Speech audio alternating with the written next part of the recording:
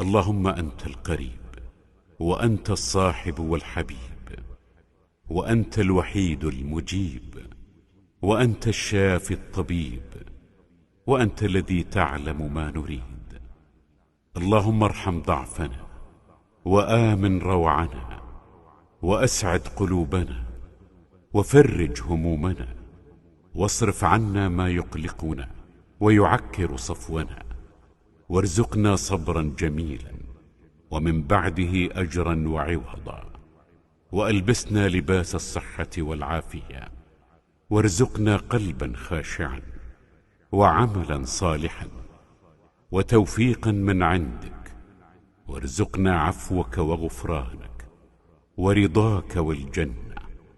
اللهم يا خالق هذا القلب املأه إيمانا حتى ألقاك يوم لا ينفع مال ولا بنون إلا من أتى الله بقلب سليم.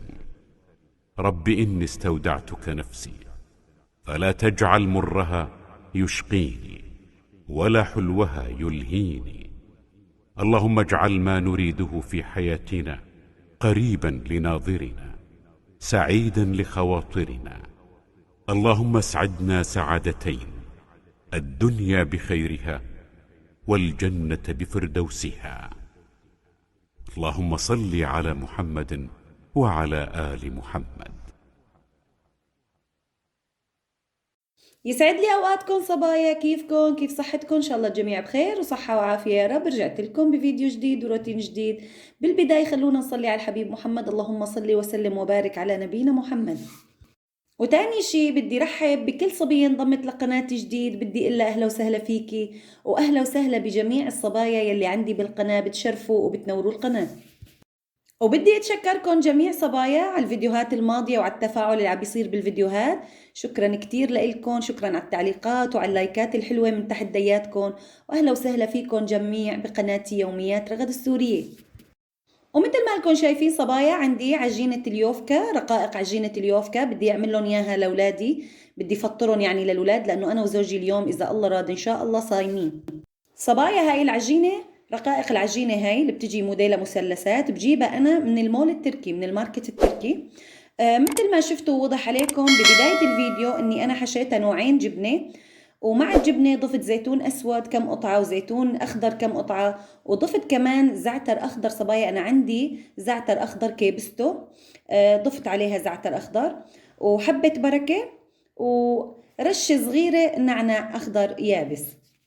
ومثل ما انكم شايفين صبايا عم شكلها بهاي الطريقة، وبآخر العجينة عم ضيف طحين مع مي، أنا حاططهم بالزبدية ومخلطهم مع بعض لحتى تلزق العجينة تماما وما تفك معنا بالقلي. طمنوني عنكم صبايا، كيفكم؟ كيف صحتكم؟ كيف أموركم؟ شو أخباركم؟ شو تغديتوا اليوم؟ شو طبختوا؟ اكتبوا لي تحت بالكومنتات شو طابخين اليوم، وإن شاء الله ريتوا صحة وهنا يا رب. إذا الله راد صبايا اليوم أنا بدي أطبخ رز وبازيلا مع لحمة ناعمة وجزر، يعني صبايا طبخة سهلة وسريعة وبسيطة وطيبة بنفس الوقت. عرفتوا كيف؟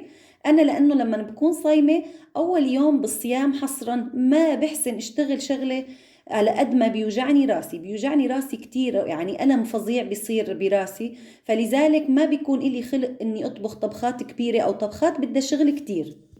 يعني لما بيجينا رمضان الله لا يرويكم أول يوم وتاني يوم، بس أول يوم أكتر، بضل 3 أيام تقريبا راسي عم يوجعني لحتى ياخد جسمي على السيستم الصيام، بتعذب كتير بألم راسي، بس أول يوم أكتر شي ألم بيكون فظيع، الله لا يروي لإنسان.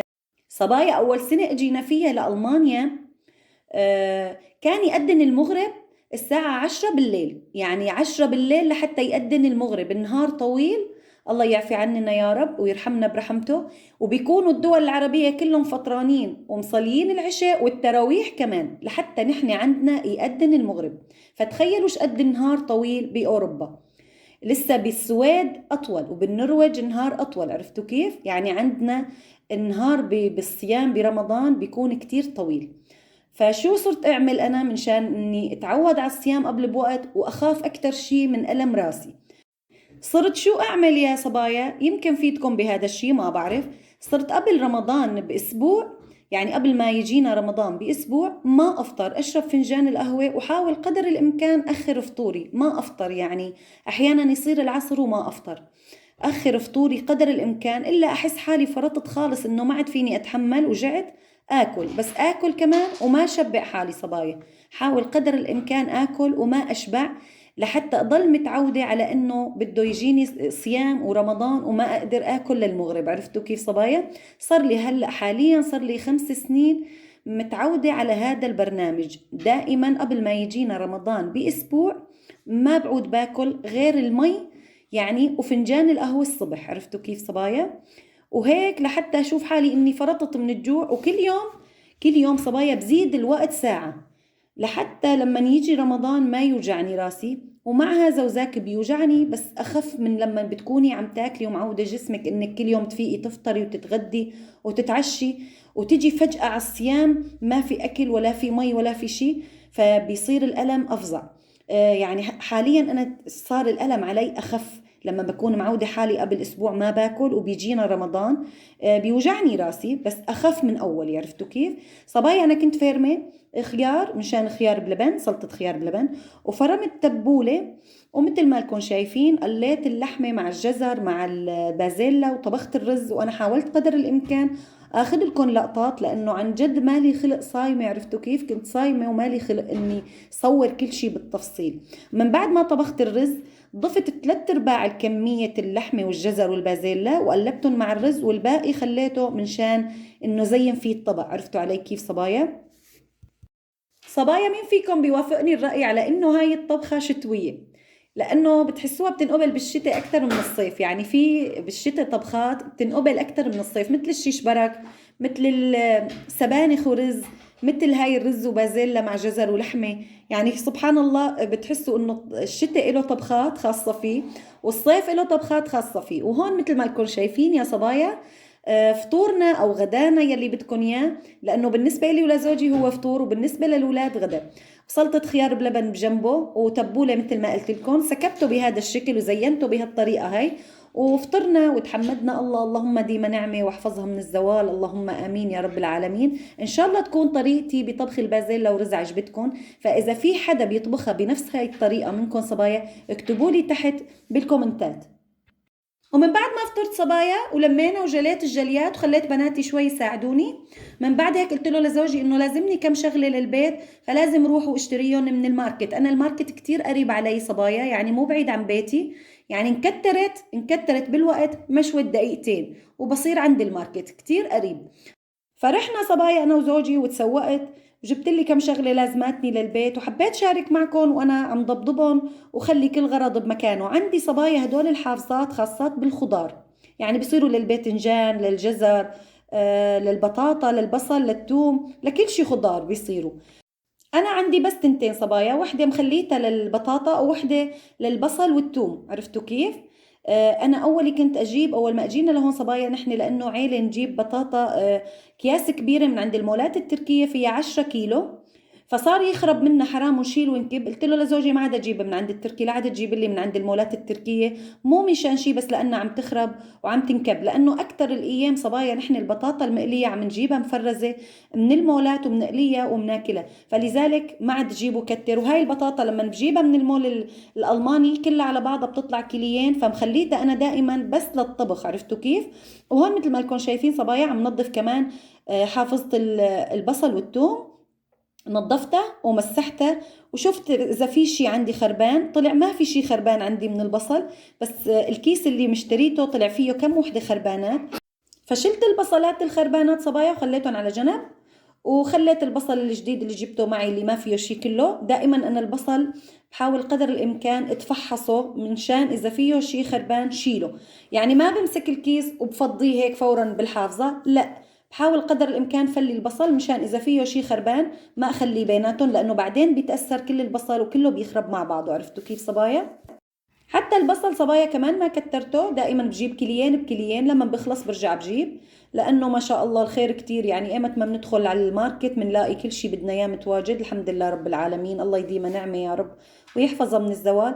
البصل صبايا والبطاطا والثوم ما بنقدر حاليا نحطهم على البلكون ابدا ابدا، يعني بامكاننا نحطهم بحافظات غير هدول خاصات بانهم ينحطوا على البلكون وتحطيهم على البلكون، بس ما خرج تحطيهم على البلكون ابدا، لانه الجو عندهم برد بوز وصقيع ودائما مطر وبيجيهم ثلج دائما، فبتخرب كل الخضرة اللي بتكون عندك. لذلك بخليهم دائما بالمطبخ جنب المجلة، يعني جنب ايدي، عرفتوا كيف؟ قدام عيني، وقت اللي بدي باخد منهم، وبحاول ما كترهم منشان ما يخربوا. وبتعرفوا الخضرة لما بتخرب بتفيح ريحتها بالمطبخ، بتصير ريحتها كريهة. قدر الامكان بخليها انه الكميات قليلة، كليين كل ما خلصوا برجع بجيب. وهون كمان صبايا كنا جايبين شوية فواكه كمان خليتهم بالشبك اللي خاص بالفواكه. كنت جايبة شوي كرامنتينا، كنت جايبة شوي موز، ما بعرف شو بتقولوا انتوا عليها. كل منطقة سبحان الله، كل بلد كل دولة بيقولوا عنا شيء. نحن بنقول عنا كرامنتينا، او في ناس بتقول عليها يوسف افندي، او في ناس بتقول يوسفي. هل هو يعني ما بتفرق، كل انسان حسب مو متعود، حسب بيئته، حسب لهجته بيحكي. وكمان صبايا اشتريت شوي تفاح، بس هذا الشبك اتملى ما عاد في مجال اني احط فيه شيء، فعندي شبك تاني خاص بالفواكه جبته وخليت فيه التفاح. صبايا انا الفواكه لما بشتريها ما بغسلها ابدا، بخليها على جنب، بفضيها وبخليها على جنب، ولما بدنا ناكل بنغسل وبناكل دائما هيك. بس الجزر حصريا بقشر لهم اياه لاولادي، لانه ما فيهم صبر بس يشوفوه بدهم ياخذوا وياكلوا، لذلك بقشره وبخلي لهم اياه بجات مي، وايمت ما بدهم بياخذوا وبياكلوا. اشتريت كمان صبايا بيض، واشتريت حليب، اشتريت مانجا، ورجعت جبت لهم لاولادي 3 علب فرمستيل من شان موضوع الزينه. في كتير اكلات بعملها بالبيت بحبوا انه ازين لهم اياها بهي نوعيه الفرمستيل السكاكر، هي عباره عن سكاكر، حبيبات سكاكر. واشتريت منظف للحمام. أنا البيض دائما لما بشتريه صبايا من أولي، يعني عدا موضوع كورونا، أنا البيض لما بشتريه من أولي بغسله، ومن بعد هيك بصفيه من المي، وبالأخير بعد ما بيصفى من المي بخليه بسلة وبخليه بالبراد. عرفتوا كيف؟ وكان لازمني صبايا كمان ليمون، اشتريت كيسين شبكين، هن بيجوا هيك بكياس شبك ليمون. دائما أنا بستخدم الليمون بكتير أكلات، ما بقدر بلاه، يعني بيغنيكي حتى عن الملح ليمون. أنا من اجيت أوروبا صبايا بطلت استعمل الملح ليمون خالص، دائما بستعمل وبستخدم الليمون الخاص. هاي ماسكربون صبايا، هي عبارة عن قشطة ماسكربون. وهاي جبنة ستيكس كتير طيبة، جبنة الموزاريلا، أصابع الموزاريلا ستيكس. والتمر ما بيصير بلا لزوجي، لأنه بتعرفوا لما بشرب قهوة دائما لازم يكون في جنبه تمر، بحب التمر كتير. الأغراض اللي اشتريتها كلها صبايا، كنت جايبة كمان لبن مثل ما تكون شايفين، عم ليفهم كلياتهم، عم نظفهم.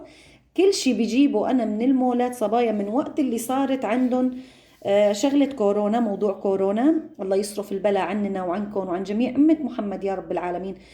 كل شي معلبات صبايا، كل شي معلبات صرت ليفها واغسلها. يعني اولي كنا نغسل البيض، نغسل الفواكه، نغسل الخضرة، حاليا كل شي معلبات، كل شي اللبن، الحليب، لانه هون المواد اكتر بتجيكي معلبة عندهم، اكتر المواد بتجي معلبات، فلذلك بغسلها كلياتها، بليفها تلييف وبعدين بغسلها وبخليها لتصفي، ومن بعد هيك بخلي كل غراض بمكانه. حتى كنت جايبة كمان خيار صبايا ليفته من ضمن تلييف الغراض، وخليتهم على جنب صبايا منشان لما بدنا ناكل يكونوا جاهزات مغسولات ونضاف. وهون انا كنت مخليه على البيض مي ومخليته على جنب. من بعد ما ليفت كل الاغراض اللي شاريتها قلت بدي اغسل البيض، وخليته بمصفاي صبايا لبين ما صفى. من بعد ما صفى حطيته بمصفاي اللي خاصة بالبراد وخليته بالبراد. والاغراض كلها من بعد ما صفت من المي نشفتها كلياتها، نشفتها وخليت كل غرض بمكانه. ولهون يا صبايا بنكون وصلنا لفقرة القهوة. حبيت شارك معكم وأنا عم بغلي القهوة، لأنه بتعرفوا من بعد الصيام لازم نشرب فنجان قهوة لحتى يصحصح راسنا. كل النهار ما لنا شربانين قهوة، نحن متعودين أنا وزوجي نشرب فنجان الصبح صبايا، ونشرب فنجان بعد العصر قريب المغرب، معلش عرفتوا كيف؟ فاليوم ما شربنا قهوة أبداً. فلذلك قلت بدي اغلي بقى فنجان قهوة لحتى نشرب ويصحى راسنا. صبايا بدكم تشوفوا ضمن هاي الفقرة انا حاطة مع القهوة شعيبيات. هدول الشعيبيات انا عاملتهم بالبيت، رح تشوفوا طريقتهم اذا الله راد ان شاء الله بالفيديو الجاي. راح اقرب لكم الكاميرا عليهم عن قرب للشعبيات لحتى تشوفوا منظرهم. كتير طيبات طلعوا وكتير منظرهم بشهي. ان شاء الله راح تشوفوا طريقتهم بالفيديو الجاي. ولهون يا صبايا بكون وصلت معكم لنهاية الفيديو. بتمنى من كل صبية عم بتشاهد الفيديوهات وعم تعجبها تشتركي بالقناة وتفعلي زر الجرس على الكل لحتى يصلكم كل شي جديد انا بنزله. ولا تنسوا صبايا تدعموني بلايك وكومنت حلو من تحت دياتكم الحلوة. وانطروني ان شاء الله بفيديو جديد وصار لازم لكم. باي باي.